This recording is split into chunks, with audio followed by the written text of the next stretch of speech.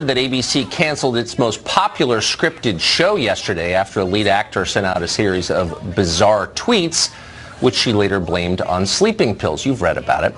But there's at least one upside to the Roseanne story. The left is now on the record opposing racism. Attacking people on the basis of their race is immoral, they're telling us, and of course they're absolutely right about that. Let's hope this conversation continues and progresses. Liberals may finally concede that discrimination based on skin color really is wrong, whether it's in hiring or promotions or government contracting or school admissions. If they admit that, that would be real progress. It's not happening yet, though. For now, American liberals are still living in that strange, irony-free world where it's possible to denounce racism even as you commit it. That's the same world Al Gore occupies when he flies private jets to global warming conferences. It's the place where attorneys general can yell at you about domestic violence even as they beat up their girlfriends. It's hypocrisy land. It's where liberals live. Last night, for example, MSNBC held a town hall meeting dedicated to fighting racism. Guess who they invited to lecture America on the topic? You guessed it, racists. The special was literally co-hosted by Al Sharpton. Remember him? He's the guy who ridiculed Jews in New York as, quote, diamond dealers. He's the one who denounced a Jewish store owner as a white interloper. That instigated a racial massacre in which 8 people were murdered. Also on stage last night was a guy called Tim Wise. Wise describes himself as a professional anti-racism activist, which ought to be a tip-off that he himself is a racist, which obviously he is. Here's Wise using MSNBC's platform to make ugly generalizations based on skin color. Watch this. White America has been raised to believe, A, the police are always the good guys, and frankly, that black lives matter less than white comfort. What you are saying is my discomfort with you right now is worth more than the potential that your life could be snuffed in 10 minutes. Wait, isn't that slander against an entire racial category? Oh, yes, it is. But let's say you want an even more nasty racial stereotyping. MSNBC is the channel for you. They've got it. Here's Tim Wise again. Keep in mind, this is what liberals are now claiming is the opposite of racism. The gentrifiers of today, their parents or their grandparents ran away from the city to get away from black and brown folk. And now their children and their grandchildren are saying, oh, the suburbs, there's only so many Olive Gardens I can go to, so I need to go back to the city and get my life in the city. But when I do that, I need to have my hot yoga studio and my pottery studio and my stuff represented. And if you intrude on that, I will then call the police. Are you taking notes on this? Are you getting this? They're telling you on MSNBC that because certain people have the same skin color, they all have the same dumb attitudes. They like the same crappy restaurants. They spend their free time pursuing the same frivolous hobbies. And by the way, they are all, every one of them, immoral. You can tell by the way they look. That's the official position of the American left, the same people currently accusing you of racism. Christopher Harris is executive director of Unhyphenated America, and he joins us tonight. Mr. Harris, what do you make of that, watching that? Tucker, there's a lot of things going on in the world right now that came to my mind. For example, what's happening in Venezuela. When Tim was talking about people trying to gentrify areas. Well, if you look in Venezuela right now, there are people fleeing a terrible geopolitical socioeconomic issue, and they're going to Trinidad. Right. So they have an influx in Trinidad of Venezuelans. And Trinidad is trying to implement rules to kind of push some of them out. Now, most people don't know there's a lot of black people in Venezuela. They don't all look like Hugo Chavez. In fact, South America got one of the largest percentages. Over 50% of the slaves who were taken from Africa were brought to South America, yes, places like Brazil and Venezuela and everything like that. And so here it is. You have people who are black who don't want other people who are black flooding into their country. So maybe it's more an economic issue. And I think, by the way, there are fair questions to raise about radical demographic change. For sure, it upsets people, and I understand that. But to pretend that it's all about race and that one race is worse than another race, isn't that the definition of racism? Absolutely. Tim Wise is going to be able to pay his rent this month because he's a racial pimp. That's what he is. I mean, that's what he does. He travels around the country going to colleges, telling young white men and young white women that you are a racist and that you're a benefit of white privilege. And they go on and they tell their parents how terrible they are because a guy named Tim Wise came to my college and told me that I have white privilege. And essentially what Tim is doing is he's assuming a privilege that, quite frankly, I don't acknowledge that he has. You know, I have zero sense of inferiority. And that's one of those things that someone like Tim wants me to believe. In fact, when you think he wants you to have a sense of inferiority. Absolutely. And President Bush talked about it. He said it's the soft bigotry of low expectations. Yes. And that's what's happening around the world. It's what's happening in America, that they're constantly trying to tell young black men and young black women that you have no chance in America because of your pigmentation. But no one wants to talk about the fact that different demographics, all black people are not African Americans. My wife is actually, her parents are from Panama. Her parents came here legally with nothing. They were able to climb the socioeconomic ladder. Both of them attained their degrees. Both their daughters attained their degrees. But yet there are people who are, you know, I guess someone would call me an African American. I don't answer to that term. I'm an American black person. Obviously, you can tell by my pigmentation I'm black. But there's lots of people, even in my extended family, who have not attained what some of my in-laws have attained, regardless of the color of their skin. But Tim Wise would have you to believe that simply because of the color of your skin, you can't be successful in America. And you know what? President Trump, God bless him, what he's doing with the economy right now, it's helping black people. Where do you think a country winds up where the official position is that the races are different, some are more moral than others, and basically they should hate each other? I mean, that is the message that a lot of our elites are foisting on the rest of us. What does that do to the country? It tears it apart. Quite frankly, they're agents of chaos is what they are. Is that they make their money, like Mr. Wise, by helping to tear people apart. With Unhyphenated America, when people ask me what is Unhyphenated America, I say we are what we sound like. We're an organization that believes that America's best when it's unhyphenated, that if you believe in, if you embrace, if you promote the principles of life, liberty, and the pursuit of happiness, then you're an American. And if there's no need for any prefix or suffix, you're just an American. And that's what needs to be preached and taught on our college campuses instead of having the Tim Wises and the Al Sharptons. Liberals, when I was a kid, I'm 49, not that old, liberals used to say what you're saying. They don't anymore. Thank you. That was really nice to hear from you. Thank you, Tucker. I appreciate it. Well, the media were in, of course, consensus agreement on who was responsible for Roseanne Barr's career-ending tweets. Watch. We have a president who was elected after trafficking in barely cloaked racial animus, and so we're seeing a lot of other people who are in many ways mimicking this type of language. This kind of stuff is a direct byproduct of how Donald Trump behaves, the things that he has said, the things that he does not condemn. And we have to stop pretending that this president has nothing to do with it, that he's not emboldening racist and racism and giving them a platform and making it okay. Richard Goodstein is a lawyer who advised both of Hillary Clinton's presidential campaigns. He joins us tonight. Richard, I don't begrudge any political party or its surrogates in the media, you know, the opportunity to grab an advantage when you see one. But on the subject of the tweets, which no normal person would defend, they're awful, why the impulse to immediately make it a partisan political issue when there's a human message in this conversation, which is don't attack people on the basis of their race? Right. Like, it's that simple. Why the impulse to make it partisan? Well, certainly what Roseanne Barr did was pathetic, not just to say it, but then to blame it on Ambien. And remember, she also said it was Memorial Day. I mean, it was, and this is somebody who had said the exact same thing about Susan Rice, who had basically defended the whole Seth Rist. I mean, whatever. She's gone down one you don't need to convince me the tweet was bad. I'm there already. Well, no, actually, there are people I suspect who actually are, kind of joining to her defense, right? Oh, this is somehow her First Amendment rights are being infringed. But I'm not making that. What I'm saying is, look, for most of my adult life, the senior Democrat in the United States Senate was a former Klan recruiter, okay? Robert Byrd. A lot of things named after Robert Byrd. I'm not even attacking Robert Byrd. He apologized. But, let's get a little proportion here. The outrage is selective.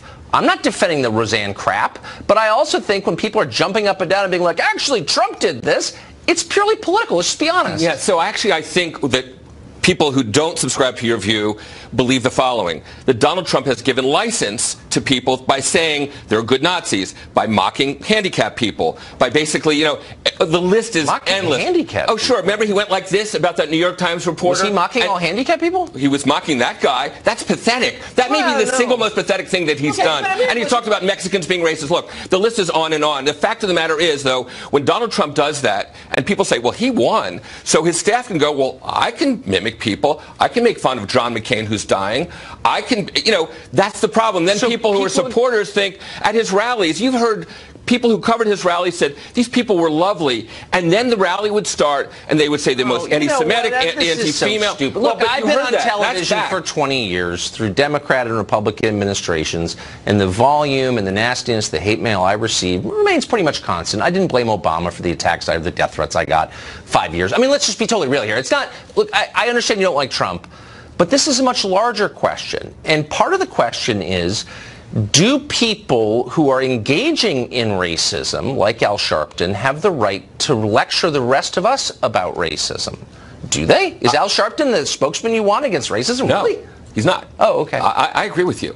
But I do think that it is undeniable that the fact that Donald Trump spews what he did on the campaign trail and as president to talk about good Nazis is something that sends a signal like, I basically am drawing succor from these people. And it's why he tweets about every stupid thing under the sun. NFL players kneeling, and he can't bring himself to be critical. What you're trying to do is draw me into like defending every dumb Trump tweet, which I have no interest in doing. I want to talk about the universal principles here, okay? So we're against racism, I hope. I certainly am. We do a lot of shows on it. Of course. Is it wrong to discriminate against people on the basis of their skin color? Well, so that's a different. You're talking about affirmative action. No, I'm actually talking about racism. Is it wrong to discriminate against people on the basis of their skin color?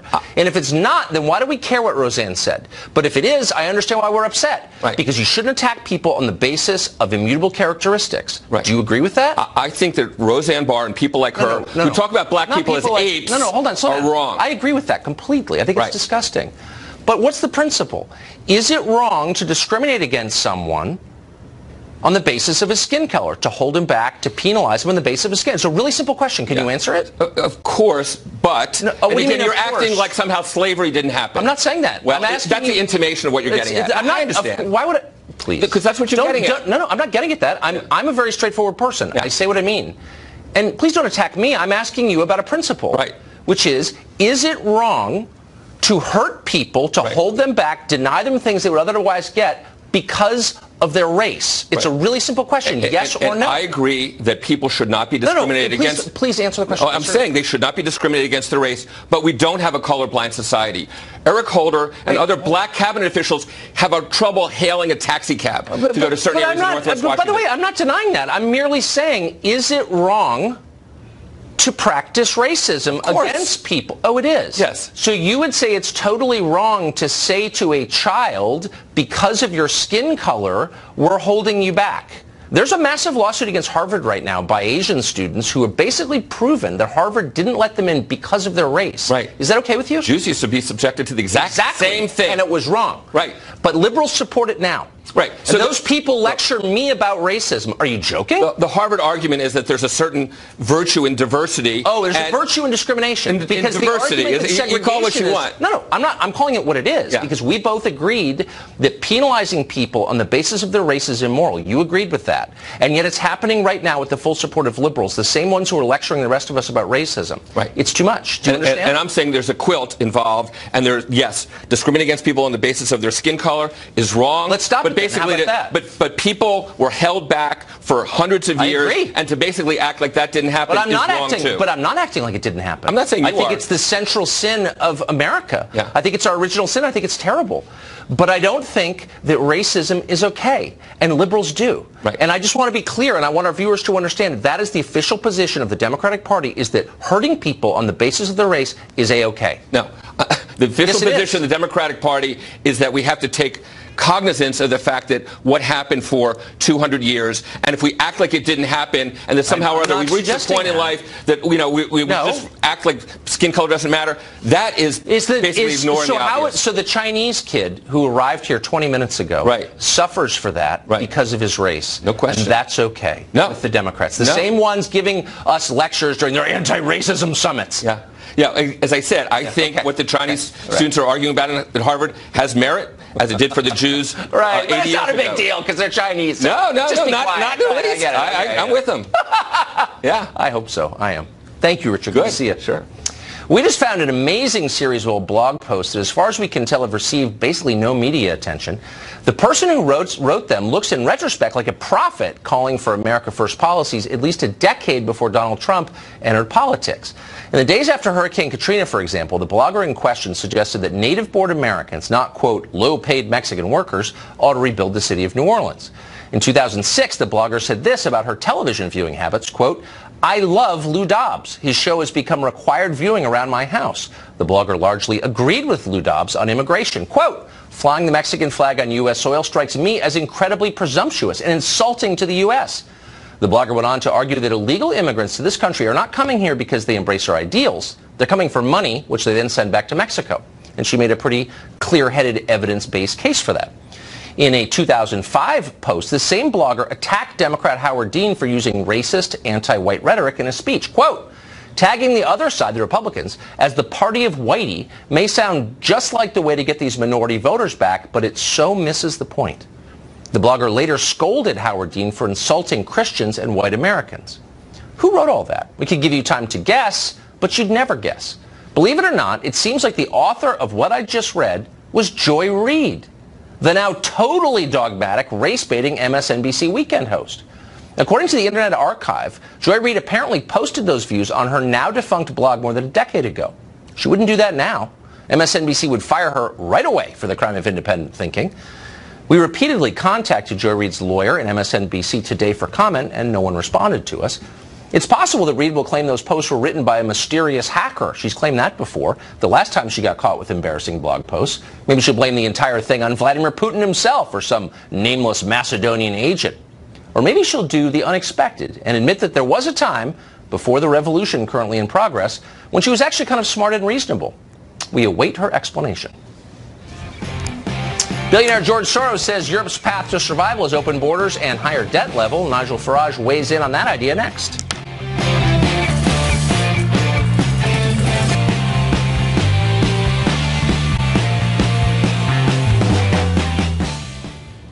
Well, progressivism, not just in this country but around the world, is increasingly coming to resemble not just a religion, but a cult bent on suicide. Not overstating that. In Europe, billionaire George Soros recently said that European countries ought to cope with migrant crises, the ones that he helped encourage, by keeping their borders open to new arrivals and then taking on tens of billions of dollars in new debt, as if they don't have enough, to fund aid to developing countries. Meanwhile, in Oakland, California, the First Congregational Church is urging its members not to call the police ever, no matter what the problem is, for the stated purpose of protecting non-whites in the congregation from police violence. Nigel Farage once led the UK Independence Party, and he joins us now. Nigel, thanks for coming on. I wanted to ask you about this because you have an international perspective, and I don't think these trends are just American. I mean, I think these impulses are sort of shared by a lot of the people in charge of the world, the West. Yeah. And one of the driving impulses seems to be masochism or the desire to destroy our civilization, even suicidal in some cases. But the idea that you're not allowed to defend yourself seems to undergird a lot of what we're seeing. Have you noticed this? Yes, not just yourself, but in fact the whole shape of society. I mean, George Soros' Open Society Foundation, which he, of course, has poured billions of dollars into. I mean, this is the biggest political campaigning organization in the world. He wants to break down the fundamental values of our society. And in the case of Europe, he doesn't want Europe to be based on Christianity. Now, all of this, whether it's Soros or some of those very strange people in California, all of this is based on some kind of self-loathing, some Yes. sort of guilt trip about the past. And in Soros's case, it's a guilt trip, of course, about America's, Germany's wartime actions, the way the Jews were treated. In America, in many cases, it's how the native Indians were treated. It's all based on guilt, but it's not based on reality. I have to say, in the case of Soros, the bosses in Brussels will be furious with his timing. Right now, we have Italy in revolt because the new government, or the attempted new government, wants to get rid of 500,000 illegal migrants, and Soros appears to be going ever so slightly mad. Right. I mean, look, I would say that there are a lot of sins that we collectively have committed as a society, as a civilization, obviously. But I sort of wonder, can we continue if those sins so shake our faith in ourselves that we refuse to defend ourselves? I mean, the church in Oakland that we described in the intro is encouraging its members not to call police even when they feel they need the police. I mean, if that's not a suicidal impulse, what is it? Oh, no, I mean, look, there are many European cities now where the total failure of our political class to defend our Judeo-Christian culture, which actually underpins our whole society, is in many ways what's opened the doors to Islamic extremism. So we are engaged in some very, very dangerous policies here. The good news, though, is that voters are rebelling. Brexit, Trump, the recent Italian elections, the victory of Viktor Orban in Hungary, whatever these people say, ordinary people, real people, those that pay their taxes, obey the law, and go to work, they want none of this. I wonder why the Eastern Europeans don't seem quite as guilty as the West. Is it because they suffered for so long under the Soviets? Oh, look, they suffered in many cases under Nazism and, of course, under the Soviets. It's not until 1990, Tucker, that these countries were actually free Western democracies. And they do. I think it's important to realise that the church plays a much bigger role in society in Poland and Hungary than it does in France and Germany. That's really smart. Nigel Farage, thank you. Good to see you. Thank you. Alan Dershowitz, one of the smartest and most distinguished men on the left, but he's being exiled for refusing to abandon civil liberties for political expedience. He tells his story next. Harvard professor of law Alan Dershowitz is one of the most distinguished and certainly one of the most famous liberals in this country. Increasingly, though, he doesn't seem to have much of a home left on the left because he refuses to participate in dogmatic attacks on the president. Dershowitz has sharply criticized the Mueller investigation, for instance. He says that anti-Trump hostility is justifying attacks on civil liberties that threaten all of us. For saying that, he says his liberal friends don't invite him to dinner parties anymore, and some bark at him. Professor Dershowitz joins us tonight. Professor, thanks for coming on. I was struck by this story, your account of this, because you've taken unpopular, really unpopular positions, some that I disagree with over the years, and you haven't had this problem. No. Why? What's the difference? Well, it's Trump.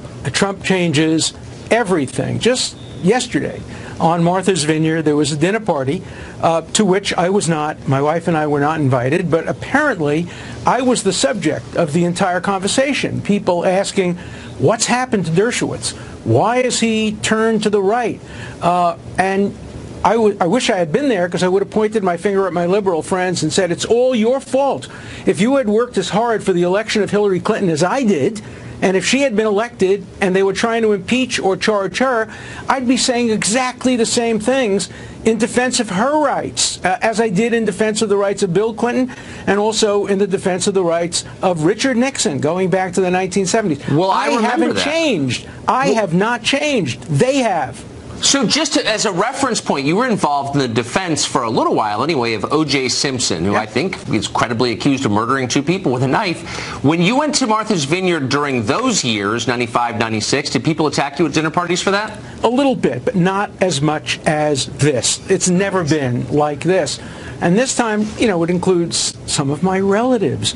As I said, the only thing that hurts me is that up until now, people who are my relatives would tell me, oh, people come over to you and say, you're related to Alan Dershowitz. Wow. Now they say, you're related to Alan Dershowitz? How can you justify what he's been saying about Donald Trump? So it affects my relatives, and that hurts me. I have a thick skin. I've been doing this for years. I've developed the thickest skin imaginable. By the way, a lot of the tweets, then I get hundreds of tweets and messages, a lot of them not only focus on what I've been saying about the constitutional rights of Donald Trump, but they relate it to me being pro-Israel and Jewish and make an anti-Semitic thing out of it as well. And so, you know, there's not only too much anti-Semitism on the right, there's quite a bit of it on the anti-Trump left as well. I'm feeling it.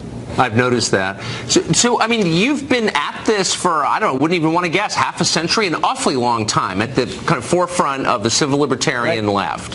Has that group shrunk?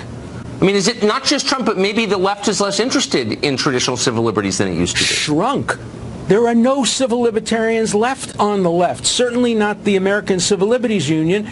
They were the ones who said that the raid on Cohen's office, taking his lawyer-client files, was a good thing, not even suggesting what I suggested and what was ultimately adopted by the judge, to have a judicial monitor going through all of these emails. The ACLU is dead in the water when it comes to defending the civil liberties of people who they don't agree with, and that's just awful. There are still some civil libertarians left, but you can count them on one hand. Everybody has to pass the shoe on the other foot test. If the shoe were on the other foot, would you be taking the same position you're taking today? I passed that test. There are some others who passed that test, but too many, both on the right and on the left, don't pass the test. If Hillary Clinton had been elected, a lot of the people who are supporting me and defending me on the right would be attacking me for criticizing the prosecution or the impeachment of Hillary Clinton. We need neutral principles. We need standards of constitutionality that are apolitical, and I refuse to allow partisan politics to preempt my views on the Constitution, which have stayed the same for 50 years. Amen. When the FBI broke into the Gmail account of that creepy Governor Elliot Spitzer, I defended that creepy Governor Elliot Spitzer. He's my friend. I know, but I don't like him. Research assistant. I like Elliot. But it was totally wrong what they did to him, and it's important to say so. Professor, thank you. Great to see you. Likewise. Well, American companies tend to be progressive and defiant in the United States, but when it comes to dealing with China's autocrats, they are meek and submissive, amazingly so. The latest installment of our series on China is after the break.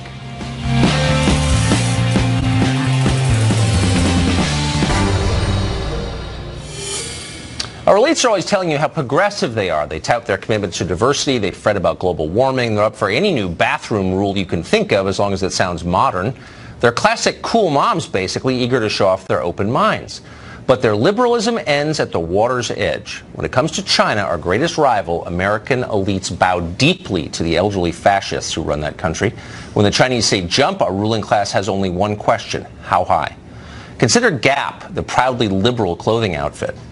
This spring, Gap pulled a T-shirt from all of its stores worldwide because that shirt featured an outline of China. The image did not include Taiwan or an obscure group of disputed islands in the South China Sea, and Beijing complained about that. Gap immediately destroyed the T-shirts. Then the company issued a groveling press release. Quote, Gap Inc. respects the sovereignty and territorial integrity of China. We failed to reflect the correct map of China.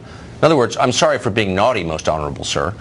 Gap promised it would never happen again. That's just one of many examples. In January, Marriott apologized for listing Tibet, Taiwan, and Hong Kong and Macau as separate countries on an email questionnaire.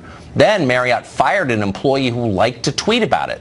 Marriott's obsequious apology to China's dictator says it all. Quote, some associates did not understand or take seriously enough the sovereignty and territorial integrity of China. Clearly written by the Chinese. Offending China is now a fireable offense in this country. American Express, Citibank, Goldman Sachs, they all agree. Those companies have all changed online content to eliminate suggestions that Taiwan and China are separate countries, even though, of course, they are separate countries. The Chinese insist American companies lie about that, and so they do. Hollywood's been doing it for years. The movie studios have been obedient to China's rulers probably for more than a decade. Ask Richard Gere. The actor, he says now he has trouble getting work because his views on Tibet offend Chinese officials. In 2016, the movie Doctor Strange, producers cast a white woman in the role of a Tibetan character. Why'd they do that? Doesn't sound like the diversity doctrine at work. It's not, but they did it anyway. Why? Well, the screenwriter explained that casting an ethnic Tibetan would make China mad, so they couldn't. In 2012, a remake of Red Dawn changed the bad guy from China to North Korea. Why? You know, because they didn't want to offend Beijing. How eager are American elites to do the bidding of their Chinese masters? Ask yourself this. Whatever happened to the Dalai Lama? Remember him? He used to be a hero to Americans, especially American liberals. They loved him. You almost never hear his name anymore. It turns out the Chinese government doesn't like him for his human rights activism. So under pressure from the Chinese government, his appearances by the Dalai Lama have been canceled around the world, including, shamefully, in this country. The Dalai Lama may be a great moral leader, but China pays the bills. Frank Wolf is a rare former member of Congress who has been sounding the alarm on China for a very long time, and he joins us now. Congressman, I'm grateful to have you.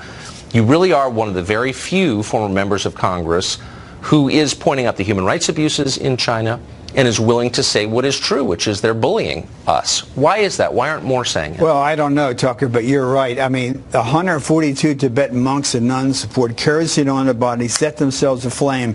There are Uyghur Muslim children, thousands being taken away to detention camps. Catholic bishops right now? Right now. Muslims are being rounded up in China. Thousands. Many thousands in detention camps, almost like Stalinist camps. And Catholic bishops missing, 2 Catholic.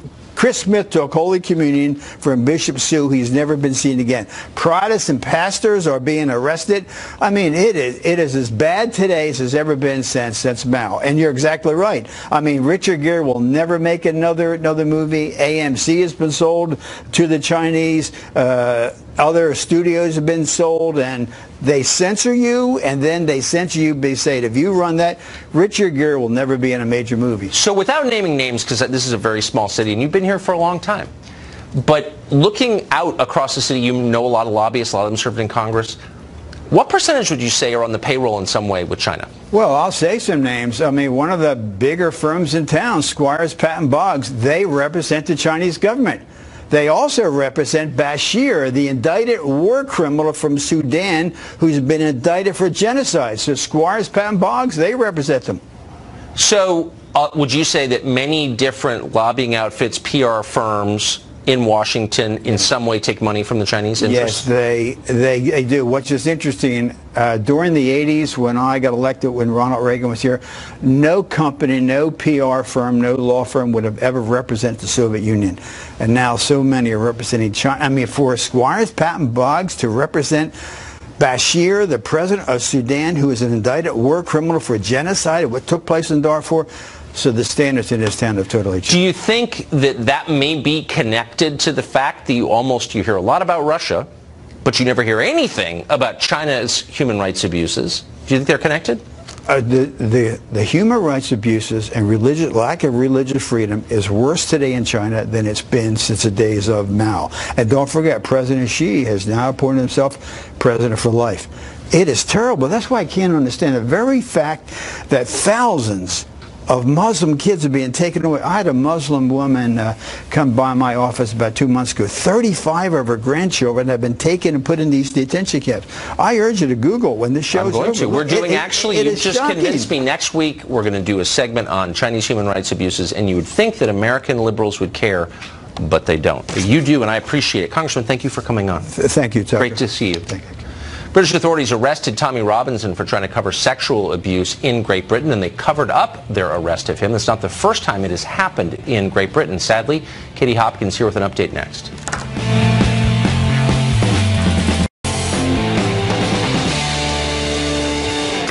America's most cherished rights, the freedom of religion, the freedom of speech, freedom of the press, all of those have their roots in Great Britain, but in Britain itself, those rights are dying out. Tommy Robinson is a journalist and a political activist there. One of Robinson's chief causes is raising awareness about sexual abuse, grooming, and rape committed in his country by immigrants, mostly from the Islamic world. Those crimes are ones that local authorities have ignored in order to avoid being called bigoted. Last year, Robinson attempted to cover a gang rape trial involving several Muslim men in Canterbury. For that, he was arrested, given a suspended jail sentence, and told not to cover any further trials. Undeterred, this past weekend, he performed a live stream outside a sexual abuse grooming trial in Leeds. In a free country, of course, anybody ought to be able to say what they think on a public street, but Britain is not a free country anymore. So in a matter of hours, Robinson was arrested, tried and convicted, and sentenced to 13 months in jail. That was fine, by the way, with most members of the press there and here. The judge further barred the British media from even reporting on Robinson's imprisonment, too. That ban was only lifted yesterday, 4 days after he went behind bars. And that, too, was fine with most journalists in Great Britain. And here, they said virtually nothing about it, amazingly. Katie Hopkins is a columnist at the Rebel Media. We talked to her about this earlier. Katie, am I misstating this? I mean, it sounds, and I know the pretext for this is that he was interfering with jurors, but he was speaking his views on a public street when he was arrested and convicted immediately and sentenced to over a year in prison. Am I mischaracterizing that?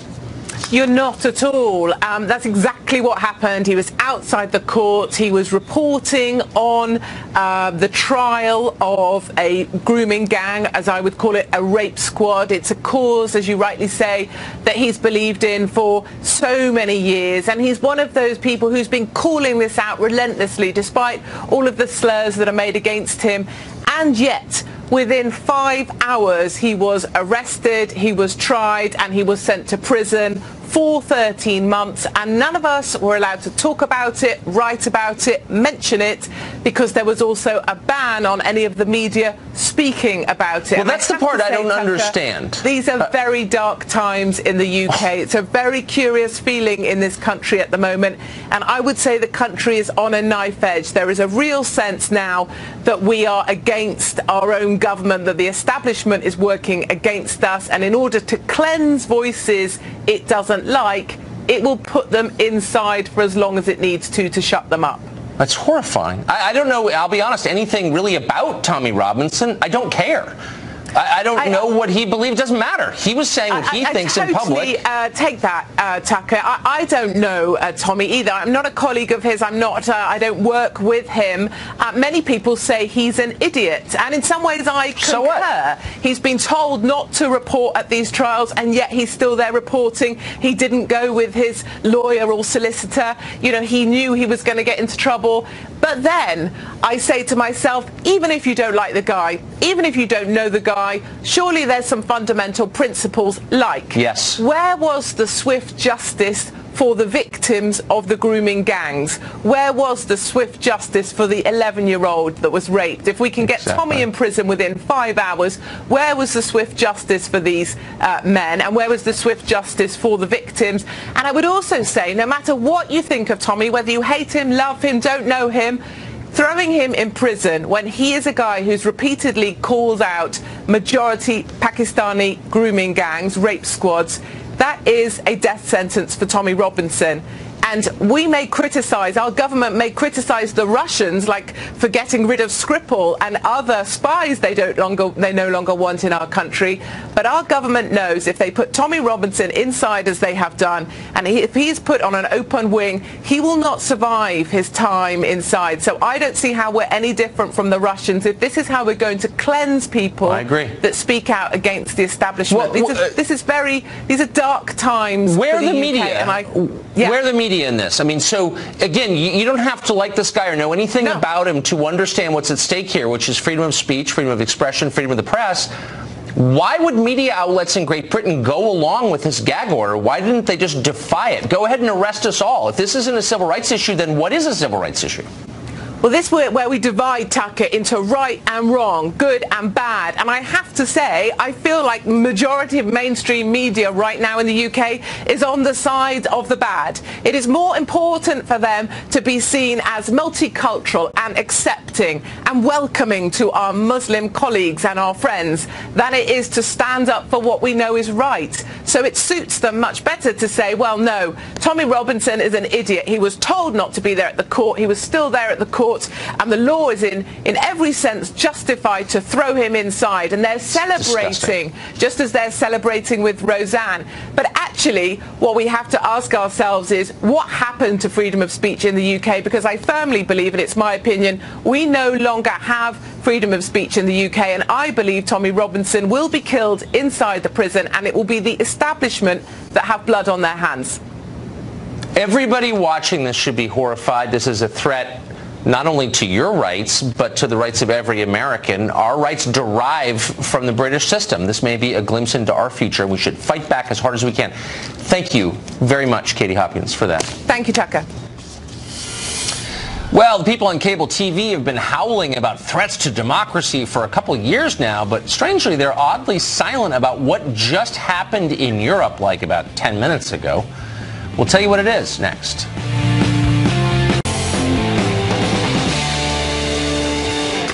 America's most cherished rights, the freedom of religion, the freedom of speech, freedom of the press, all of those have their roots in Great Britain, but in Britain itself, those rights are dying out. Tommy Robinson is a journalist and a political activist there. One of Robinson's chief causes is raising awareness about sexual abuse, grooming, and rape committed in his country by immigrants, mostly from the Islamic world. Those crimes are ones that local authorities have ignored in order to avoid being called bigoted. Last year, Robinson attempted to cover a gang rape trial involving several Muslim men in Canterbury. For that, he was arrested, given a suspended jail sentence, and told not to cover any further trials. Undeterred, this past weekend, he performed a live stream outside a sexual abuse grooming trial in Leeds. In a free country, of course, anybody ought to be able to say what they think on a public street, but Britain is not a free country anymore. So in a matter of hours, Robinson was arrested, tried and convicted, and sentenced to 13 months in jail. That was fine, by the way, with most members of the press there and here. The judge further barred the British media from even reporting on Robinson's imprisonment, too. That ban was only lifted yesterday, 4 days after he went behind bars. And that, too, was fine with most journalists in Great Britain. And here, they said virtually nothing about it, amazingly. Katie Hopkins is a columnist with the Rebel Media. We talked to her about this earlier. Katie, am I misstating this? I mean, it sounds, and I know the pretext for this is that he was interfering with jurors, but he was speaking his views on a public street when he was arrested and convicted immediately and sentenced to over a year in prison. Am I mischaracterizing that? You're not at all. That's exactly what happened. He was outside the court. He was reporting on the trial of a grooming gang, as I would call it, a rape squad. It's a cause, as you rightly say, that he's believed in for so many years. And he's one of those people who's been calling this out relentlessly, despite all of the slurs that are made against him. And yet, within 5 hours, he was arrested, he was tried, and he was sent to prison for 13 months. And none of us were allowed to talk about it, write about it, mention it, because there was also a ban on any of the media speaking about it. Well, that's the part I don't understand. These are very dark times in the UK. It's a very curious feeling in this country at the moment. And I would say the country is on a knife edge. There is a real sense now that we are against our own government, that the establishment is working against us. And in order to cleanse voices it doesn't like, it will put them inside for as long as it needs to shut them up.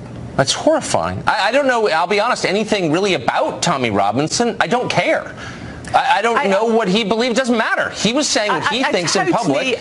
Take that, Tucker. I don't know Tommy either. I'm not a colleague of his. I don't work with him. Many people say he's an idiot, and in some ways I concur. So what? He's been told not to report at these trials, and yet he's still there reporting. He didn't go with his lawyer or solicitor. You know, he knew he was going to get into trouble.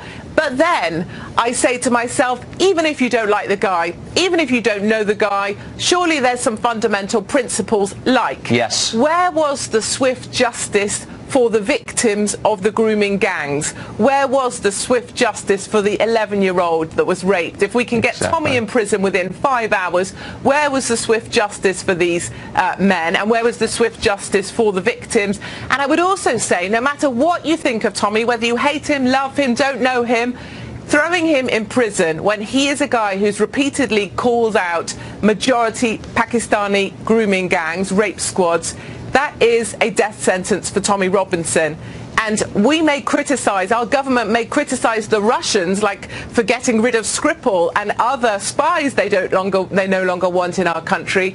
But our government knows if they put Tommy Robinson inside as they have done, and if he's put on an open wing, he will not survive his time inside. So I don't see how we're any different from the Russians. If this is how we're going to cleanse people that speak out against the establishment, these are dark times. Where for the media? Where the media in this? I mean, so again, you don't have to like this guy or know anything about him to understand what's at stake here, which is freedom of speech, freedom of expression, freedom of the press. Why would media outlets in Great Britain go along with this gag order? Why didn't they just defy it? Go ahead and arrest us all. If this isn't a civil rights issue, then what is a civil rights issue? Well, this is where we divide, Tucker, into right and wrong, good and bad. And I have to say, I feel like the majority of mainstream media right now in the UK is on the side of the bad. It is more important for them to be seen as multicultural and accepting and welcoming to our Muslim colleagues and our friends than it is to stand up for what we know is right. So it suits them much better to say, well, no, Tommy Robinson is an idiot. He was told not to be there at the court. He was still there at the court. And the law is in every sense justified to throw him inside, and they're celebrating just as they're celebrating with Roseanne. But actually what we have to ask ourselves is what happened to freedom of speech in the UK, because I firmly believe, and it's my opinion, we no longer have freedom of speech in the UK, and I believe Tommy Robinson will be killed inside the prison, and it will be the establishment that have blood on their hands. Everybody watching this should be horrified. This is a threat not only to your rights, but to the rights of every American. Our rights derive from the British system. This may be a glimpse into our future. We should fight back as hard as we can. Thank you very much, Katie Hopkins, for that. Thank you, Tucker. Well, the people on cable TV have been howling about threats to democracy for a couple of years now, but strangely, they're oddly silent about what just happened in Europe like about 10 minutes ago. We'll tell you what it is next.